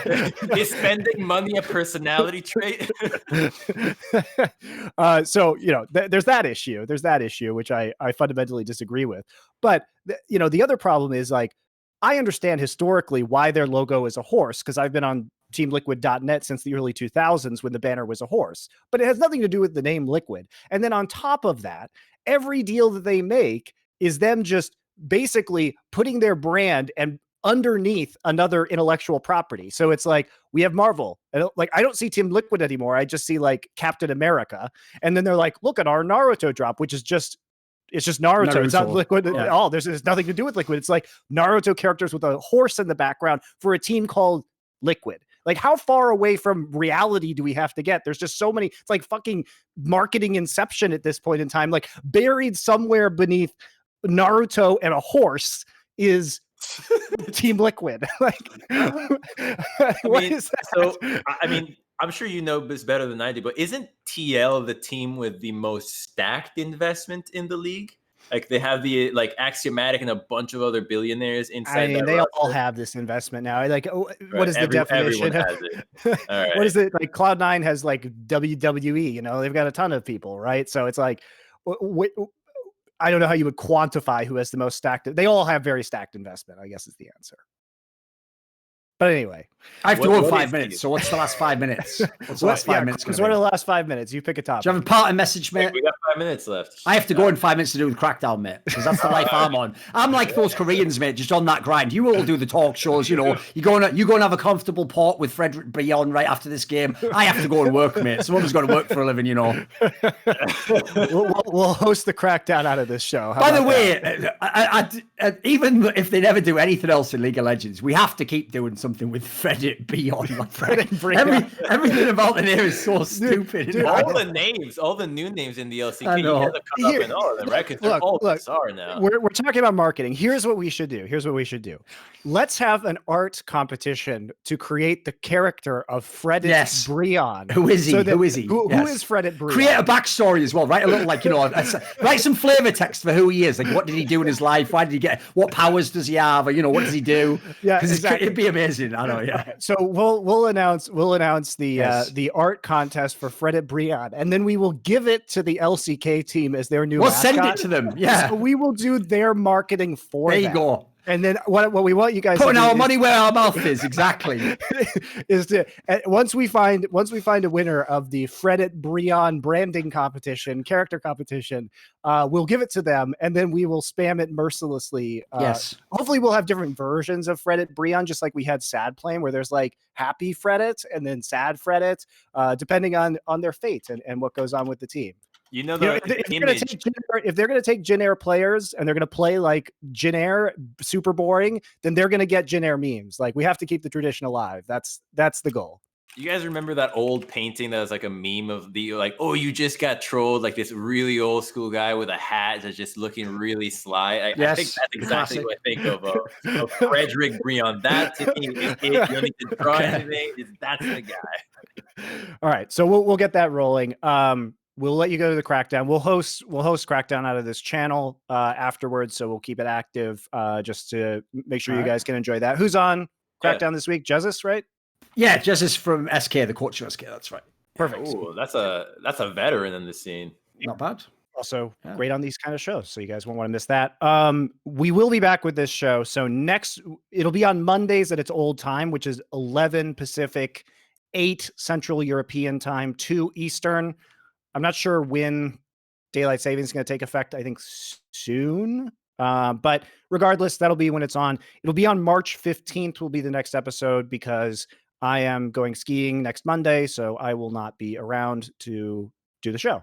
But after that, should be on Mondays from that point forward, and have a great time through various league playoffs. In the meantime, thanks a lot for watching Something Insight. Thanks for coming on, Crumbz. It was hilarious. Thanks for having me. All right. Well, we'll host out. Actually, wait. Yeah, we had 5 minutes. Let me go back to check All this out. I wanted to. We have 1 minute now. When They're was- literally when calling was me. the I have to first press the time? fucking button. When- Come on. First time we did Summoning Insight. When was the first episode? Because we did this shit. 2014, maybe? 14. You must have been. Come on. I see one 6 years ago. I see some 6 years ago. All right. That's all I wanted to figure out. All right. Peace. Bye.